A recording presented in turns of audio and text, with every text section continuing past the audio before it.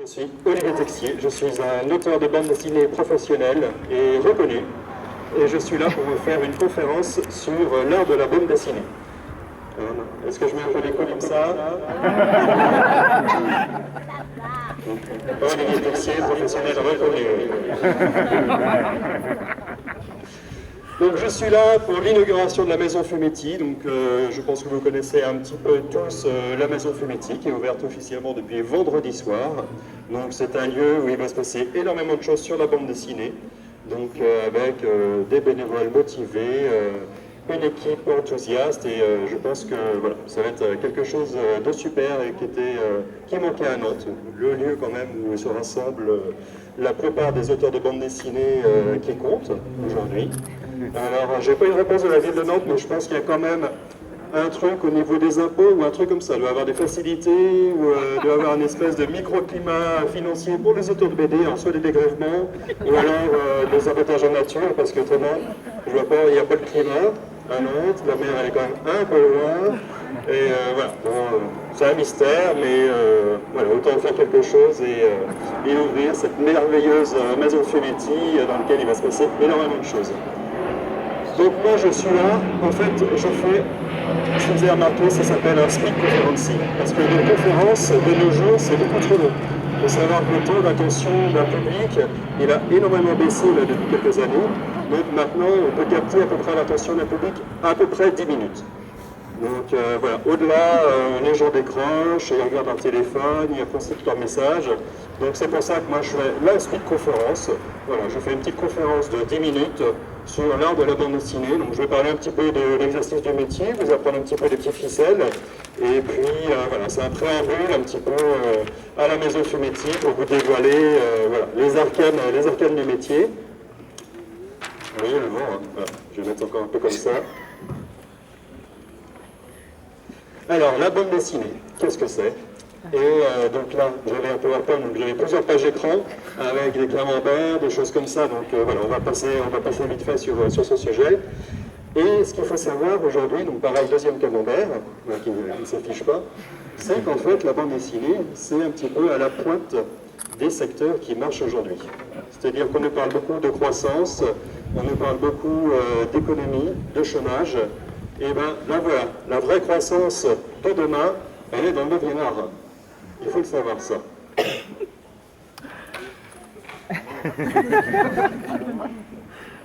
Et j'argumente, je vais vous dire pourquoi c'est le secteur d'avenir, le secteur qui marche. Parce que la bande dessinée, donc c'est facile, tout le monde peut le faire, même les enfants. Les enfants, vous aimez bien dessiner? Oui. Voilà, là, ils ont pas, les enfants ne manquent pas. Et c'est quelque chose qui est extrêmement facile, qui coûte très peu cher en investissement, en matière de matériel, hein, par exemple. Voilà, on peut partir avec pas grand-chose pour faire une bande dessinée. Et la bande dessinée, si ça marche bien aussi, il y a un petit secret, donc je vais un petit peu vous révéler là cet après-midi. Il y a une petite équation qui fait en sorte que la bande dessinée est quelque chose de rentable. Donc j'avais aussi des chiffres hein, sur les ventes de bande dessinée, des choses comme ça. Voilà, je vais vous dire ça. Donc je fais ça à l'ancienne, avec les mains. Alors je ne sais pas si vous connaissez le TDTL. Le TDTL, donc c'est l'équation qui fait qu'aujourd'hui la bande dessinée est quelque chose de rentable, qui rapporte et qui peut être accessible à tout le monde.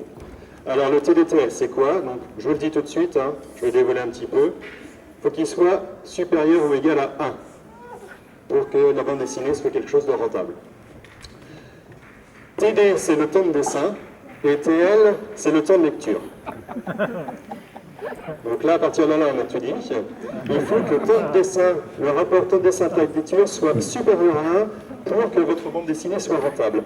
Et moi, en fait, c'est pour ça que je me suis lancé dans quelque chose qui s'appelle le strip. Alors, je ne sais pas si vous savez ce que c'est le strip. Ce sont des petites bandes dessinées, donc de 3 ou 4 cases, qui sont, donc l'avantage c'est qu'elles sont extrêmement faciles à faire, elles sont rapides à dessiner, et elles sont aussi rapides à lire.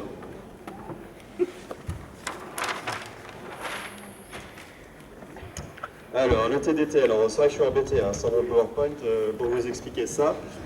En gros, il y a une manière traditionnelle de faire la bande dessinée, donc c'est des auteurs qui dessinent voilà, sur leur planche, qui font leur dessin, leur planche de bande dessinée, et qui passent énormément de temps. Donc là, il y a quelques auteurs ici, vous pouvez leur demander, c'est à peu près en moyenne, une bande dessinée bien faite, c'est à peu près 4-5 ans de travail. C'est énorme, mais il faut savoir que c'est extrêmement compliqué de faire de la bande dessinée. Il faut faire des recherches donc, sur le scénario, sur le dessin, prendre des copies préparatoires, faire des crayonnés, ancrer, après on gomme le crayonné, après il faut scanner la planche. C'est très très compliqué. Par contre, là où c'est rentable de faire de la bande dessinée, par exemple faire une bande dessinée sur 4 ans, avec des dessins très travaillés, là où c'est rentable, c'est si vous avez un gros lectorat. C'est-à-dire le TDTL, donc le temps de dessin, on va mettre à peu près on va mettre quelque chose, voilà, une durée moyenne, donc 4 ans. Vous mettrez 4 ans à faire 50 pages. Donc pour avoir, par exemple, si vous avez, admettons, vous avez un TDTL, voilà, 4 ans pour faire 100 pages, une bande dessinée, c'est lu à peu près, on va dire, 40 minutes. On va dire une lecture attentive de bande dessinée, c'est 1 heure. Voilà, 1 heure pour lire 50 pages. Donc si par exemple vous faites une bande dessinée, vous passez 4 ans à faire une bande dessinée pour un lecteur, vous avez un TDTL qui est, donc de tête, je vous laisse calculer, mais je vous dévoile, voilà, qui est de 0,01. Donc c'est là qu'interviennent le plus grand partenaire de l'auteur de bande dessinée, c'est l'éditeur. Lui, l'éditeur, il va se charger de faire lire votre bande dessinée de 50 pages donc si c'est un lecteur, ça fera un TDTL de 0,001. Si on le fait lire à, par exemple, 10 000 lecteurs, je vous laisse calculer de tête, voilà, on est à 1,1, exactement. Et c'est à partir du moment où on dépasse le 1 que ça devient rentable. Le travail de l'éditeur, c'est de faire en sorte qu'on dépasse ce chiffre de 1. Voilà, ça c'est la donne de base. Après, ce qu'il faut savoir, c'est que, bon là, c'est un exemple de bande dessinée moyenne. Si on veut qu'une bande dessinée soit vraiment rentable, soit on augmente le nombre de lecteurs, soit on baisse le temps de dessin. Vous me suivez, hein? Donc maintenant, ce qui se passe de nos jours en bande dessinée, c'est que les éditeurs, après avoir essayé de faire le plus grand nombre de lecteurs possible, ils se sont dit, on va jouer sur le TD, le temps de dessin. Donc par exemple, prenez une bande dessinée aujourd'hui qui est un petit peu torchée, on va dire. On a un TD de 2 ans. Voilà. Avec par exemple, quelqu'un qui a une série. Si le premier album, il dessine ses personnages, les décors, il pose tout ça. Il fait une série. Le deuxième tome, il n'a plus à se casser la tête. Tout est en place, les décors, il peut même redessiner des fois certains décors, garder les mêmes personnages. Il dit, je suis son fils, ou voilà, machin. Et voilà, et on peut faire une bande dessinée en 2 ans, on n'a plus besoin de se renseigner ni rien. Et plus une série avance, plus le TD va baisser. C'est-à-dire qu'une série qui est rendue, par exemple, à son 10e tome, on peut la faire en 3 mois. Voilà. Ça se fait beaucoup.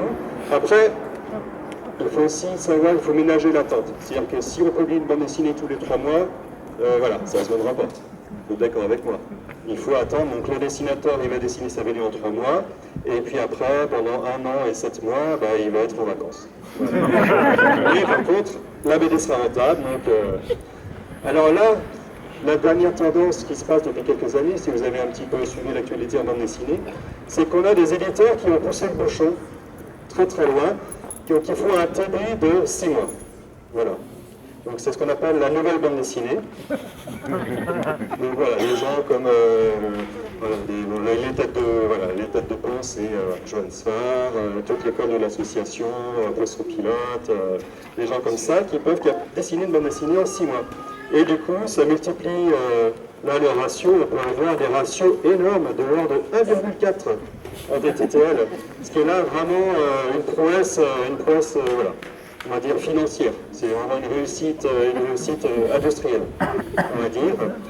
Et alors il y a un petit facteur de plus, ça dépend, voilà, mais des fois on peut multiplier par rapport au niveau de lectorat. C'est-à-dire qu'en fait, par exemple, quelqu'un qui est abonné à Télérama, il a un petit ratio en plus, on a un petit bonus. Voilà. Donc, un petit bonus, suivant la qualité des lecteurs. Donc un lecteur, ce qu'on va dire, c'est des systèmes sociaux, il y a des classes comme ça, socioculturelles, tout ça, mais on peut en plus multiplier par 0,1 quand il s'agit d'abonnés de Télérama. Donc voilà, d'où l'intérêt. Et j'en viens donc à mon sujet maintenant. C'était un petit peu compliqué, hein. C'est vrai que c'était c'est des chiffres, j'étais plus à l'aise avec ma PowerPoint, mais voilà, c'était pas possible aujourd'hui. Moi, en fait, le truc, c'est que pour faire de la bande dessinée, donc moi, j'ai pas trop le temps.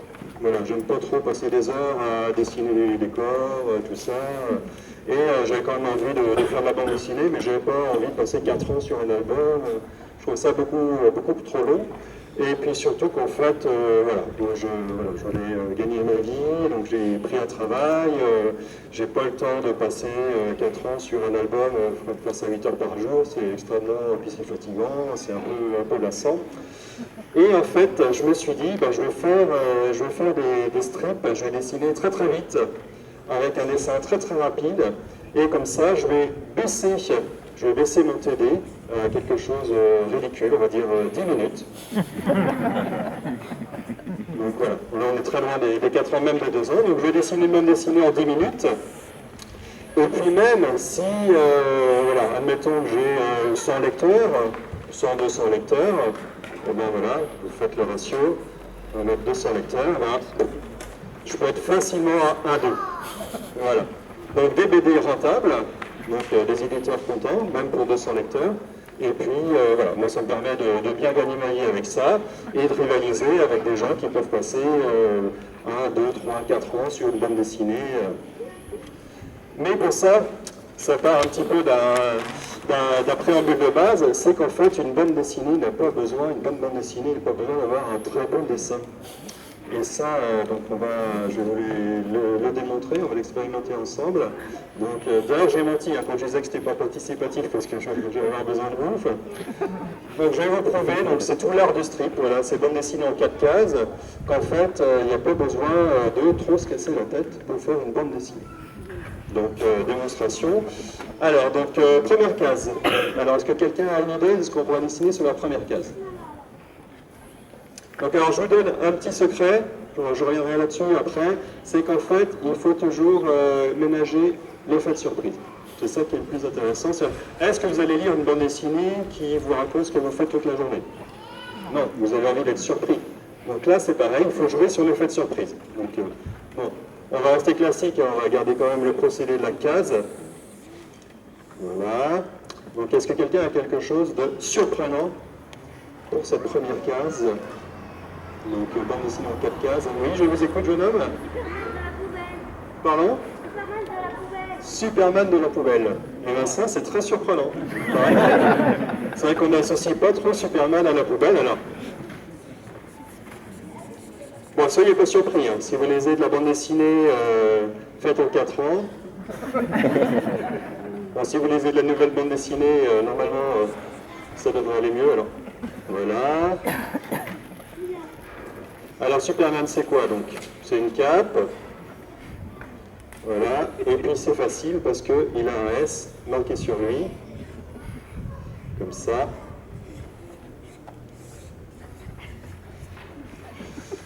Voilà, il a des muscles, comme ça, et puis une poubelle. Alors après, en bande dessinée, on dessine pas, vous savez, les poubelles de notre métropole, avec les poubelles, tout ça. En bande dessinée, en fait, on fonctionne vraiment par les codes.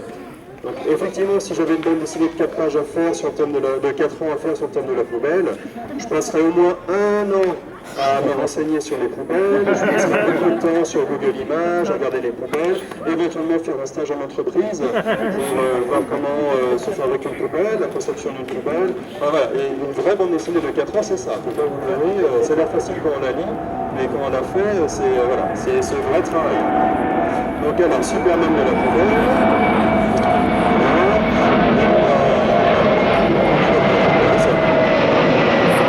Est-ce qu'on a besoin de passer 4 ans pour dessiner ça? Alors, éventuellement, on peut dire que ça se passe en ville, Superman c'est Métropolis, donc voilà. Voilà, je fais ça, hein, je fais des immeubles. Voilà, là je pourrais passer la journée à dessiner l'immeuble, à regarder tout ça. Et ben non, moi je trouve que là ça suffit. Alors est-ce que j'ai bien dessiné Superman de la poubelle tel que tu l'imaginais? Ah, tu vois. Voilà. Donc la première case. Donc déjà on a créé la surprise. Voilà, on raconte quelque chose, il y a un décor, il y a un personnage, donc si on veut après partir sur une série, déjà on a posé quelque chose là qui est important. Et puis voilà, tout de suite c'est surprenant, donc on peut faire des petites mouches. Donc voilà, donc première case.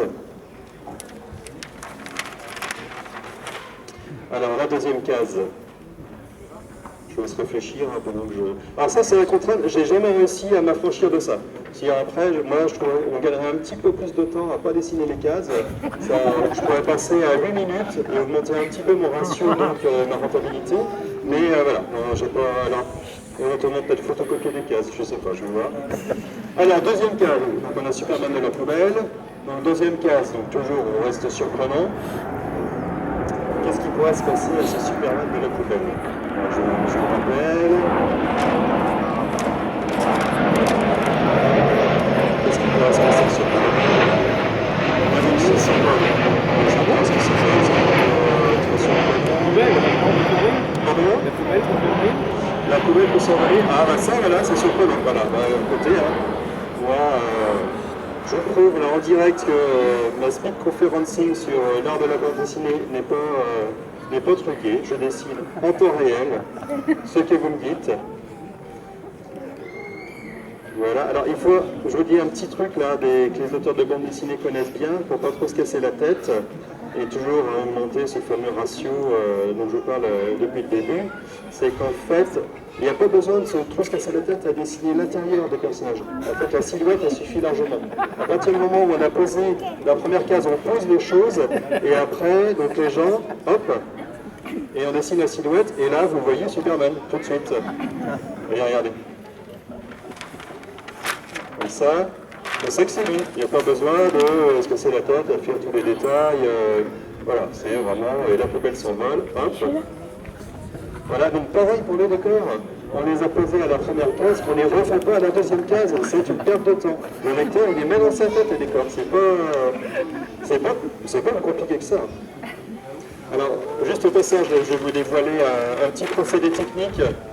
Donc en fait ça s'appelle le dessin animé, on peut passer comme ça d'une case à une autre, ça fait de l'animation. C'est un petit... voilà. Je pense que c'est un auteur de BD qui dessinait très très vite, qui a inventé le dessin animé, qui ça peut faire quelque chose. Donc Superman de la poubelle s'envole, donc là on est surpris. L'intérêt c'est que là on a déjà fait la moitié du boulot. C'est un strip de 4 cases, on est à la deuxième. Voilà, tranquille. Là où un auteur normal, il faut qu'il attende la deuxième année pour être à la moitié de son album. Nous, on est déjà à la moitié de la BD, donc voilà. Donc, alors là, troisième case, je vais vous dévoiler, c'est un petit peu une petite astuce personnelle de fabrication des strips. C'est qu'en général, les grands auteurs classiques qui font des strips, ils font le gag à la quatrième case. Et du coup, l'effet de surprise, on s'attend à la quatrième case à avoir le gag et à rigoler. L'effet de surprise, il s'amoindrit au fur et à mesure des années. Il baisse, que les gens lisent des strips en 4 cases avec les gags à la fois. Moi, je fais le gag à la troisième case. Là, donc là, il faut vraiment s'appliquer sur celle-là.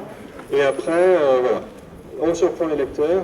Et puis la quatrième case en plus, comme ça permet d'aller un peu plus vers la facilité, de ne pas trop réfléchir. Donc la poubelle s'envole, Superman de la poubelle s'envole. Donc le gag.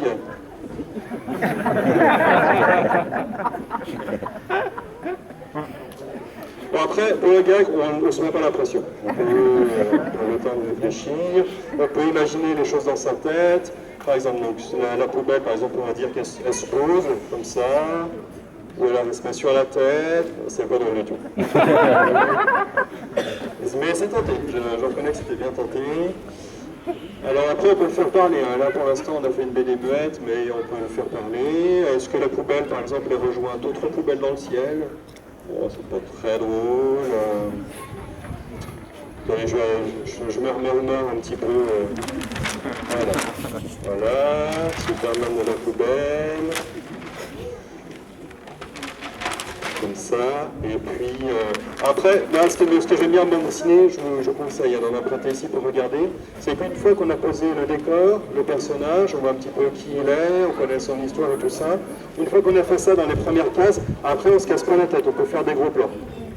Et vous verrez la plupart des bandes dessinées, hein, la première case, elle est hyper bien travaillée, avec des décors et tout ça. Puis après, hop, on bascule en gros plan.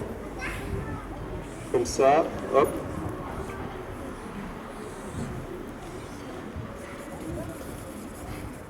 Il n'y a pas besoin de se casser la nénette à faire. Je trouve que les personnages de bande dessinée, c'est ce qu'on appelle un archétype. C'est-à-dire que s'il est trop humain, s'il a trop de petits détails et tout ça, on ne va pas y croire. Il faut que tout le monde puisse se reconnaître en lui. Donc voilà, il faut quelque chose de simple. Et puis, voilà, et puis il peut dire, par exemple, rentre pas trop tard, chérie. Voilà. Et voilà, on a le gag.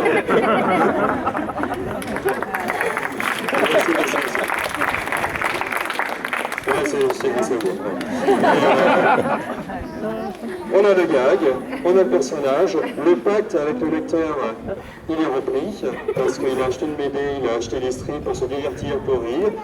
Le pacte est rempli, il nous reste une case à faire, mais là on n'a plus la pression, là c'est tranquille. Et voilà, donc vous voyez, c'est pas compliqué. Donc je vous engage, une fois chez vous ce soir, à reproduire un petit peu ces petites astuces. Hein, voilà. Il n'y a pas besoin de beaucoup de matériel. Et puis après, voilà, donc on peut partir, soit si on a un message, on peut faire un petit message, dire voilà, il faut trier ses déchets, ou quelque chose comme ça, ou ça peut être quelque chose de plus personnel, de plus introspectif, voilà, sur son mal-être, voilà, ou des règlements de compte, voilà. Et puis, vraiment la quatrième case, on pourrait faire n'importe quoi, la BD elle marcherait quand même, hein. Le gag il est là, c'est posé. Voilà. Je vais faire le personnage comme ça on va voir après. Des fois, c'est ce qu'ils disent, hein. Des fois, vous savez, les acteurs, quand on les interviewe, ils disent « Ah, mais j'ai rien fait, je me suis laissé porter par mon personnage. » Et voilà, nous on fait pareil, on dessine et puis on va voir ce qu'il va nous dire. Il va nous dire quelque chose.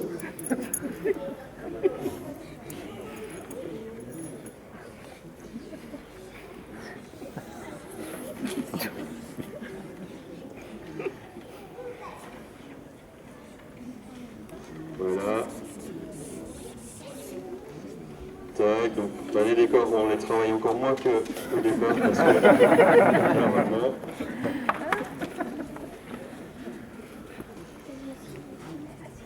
Et puis, peut-être une petite touche un peu émouvante, quelque chose d'un peu plus profond pour, voilà, on peut dire, j'espère qu'elle sera prudente, par exemple.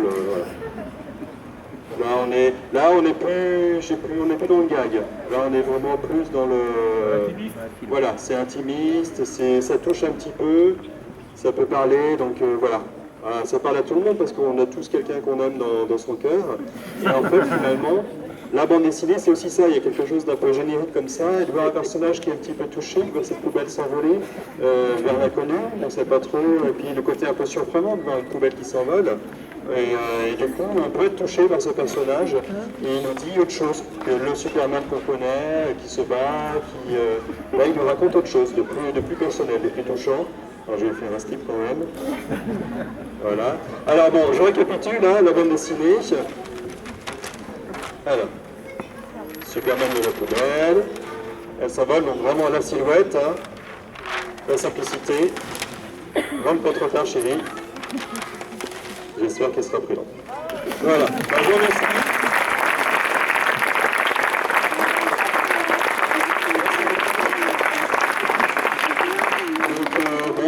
Voilà, speed conferencing, c'était une speed conferencing, donc c'est déjà terminé.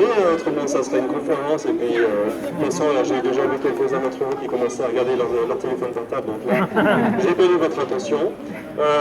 J'en profite juste pour faire quand même un énorme merci à tous les gens qui sont occupés d'organiser cette exposition, de mettre en place la maison Fumetti, et puis à tous le public qui va venir voir les expositions, assister aux ateliers, aux rencontres, aux débats, enfin tout ce qui va être organisé. Donc je vous propose d'applaudir très fort la maison Fumetti pour ce week-end d'inauguration.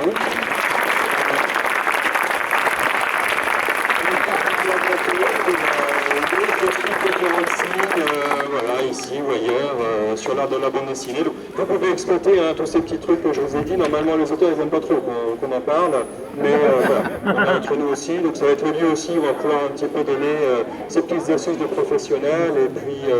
Et puis vraiment, hein, on est vraiment dans une époque où on peine un petit peu à retrouver la croissance.